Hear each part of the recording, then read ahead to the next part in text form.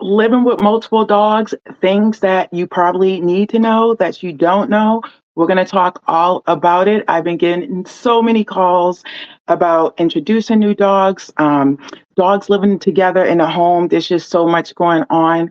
I want to help you navigate this. My name is Pamela Brown with Down for Paws Dog Training. We provide busy families like you with practical training solutions so you can transform your dog's behavior with ease.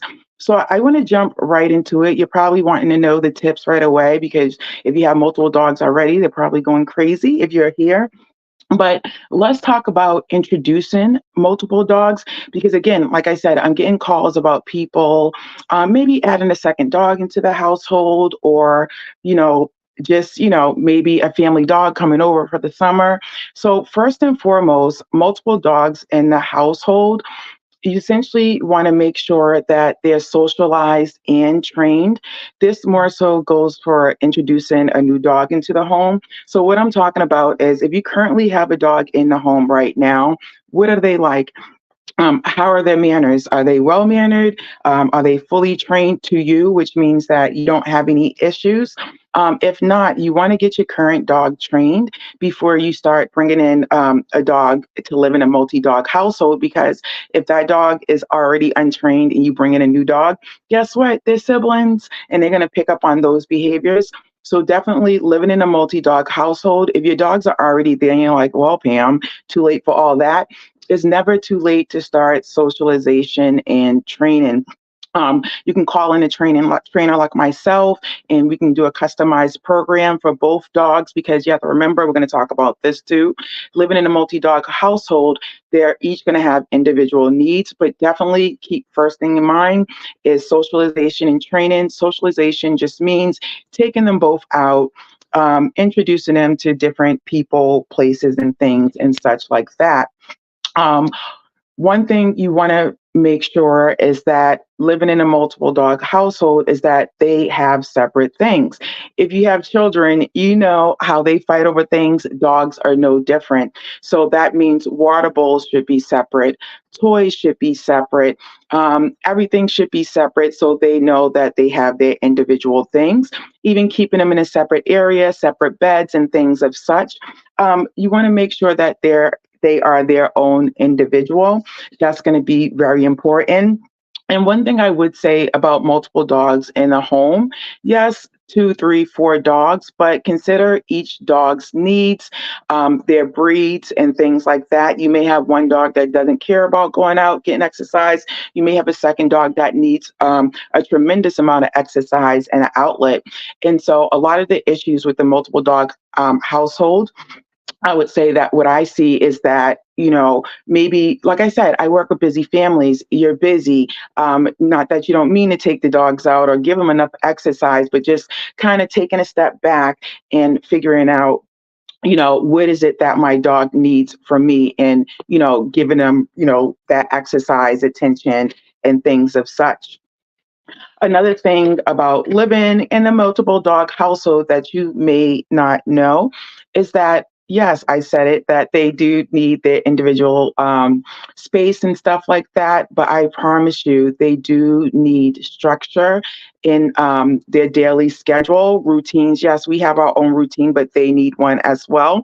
But they also need your individual attention. And if you have children, or even if you don't, we know that we can't go our whole life just clumping them in. Okay, everyone, all the kids come. We're going to, you have to give each kid their own turn. Dogs are no different. And that's going to help keep calm in a household as well if you give them each individual attention. So maybe you give one their favorite toy to go off in the corner and play with while, you sit with the other, or, cuddle or whatever it may be. But definitely, I would say multiple dog household, they definitely are seeking attention. And that's where you'll get them doing the same thing kids do, right? Trying to get your attention. They go steal socks, they go steal shoes, they may bark at you. They want your attention. And that's one of the things that I do work with families on is sitting down, looking at your schedule and kind of figuring out, where can we incorporate that individual time with your dog so it's not even taking additional time from your schedule as well. But I promise you, just figuring out how to give them individual attention and working it into your schedule, that will solve a majority of your issues living in a multiple dog household. Um, a few other things that you may not think about, and then I'm going to wrap this up. Veterinary care, of course, it costs a little bit more. When you have multiple dogs, sometimes we get so excited to get a second dog, but we forget that, oh, snap, this is going to cost more.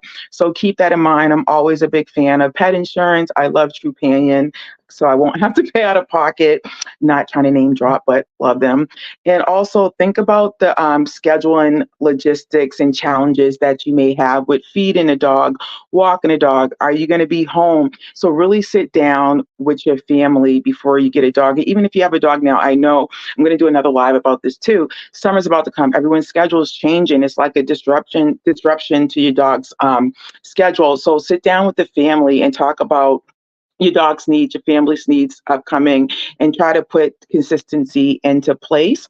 Last but not least, one thing that you may not think about with a multiple dog household, separation anxiety. When you have two dogs together and say, most of the time people don't see this until either a dog gets sick, God forbid, and they have to go to the vet and stay overnight, and they have to go to work and they realize their dog has separation anxiety. So you definitely want to make sure that both dogs can stay independent of each other. So whether you take one dog for a walk first and keep the other one home, just to kind of, feel it out, not saying that you to keep them separate all the time, but you just want to make sure they don't develop things of such. So hope you gathered some good tips to living in a multiple dog household. So essentially what you want to do is try to give them their own separate spaces, own separate things, and treat them as an individual. The most important thing is to keep them on routine, keep them structured, get training if necessary, even if it's a refresher. Do not hesitate. That's always going to come in handy. And watch out if you add in more dogs for vet bills, keep a consistent schedule, and keep your eye out for any type of separation anxiety. So I hope you grab some valuable tips. Other than that, I will see you next week with another great topic. Bye.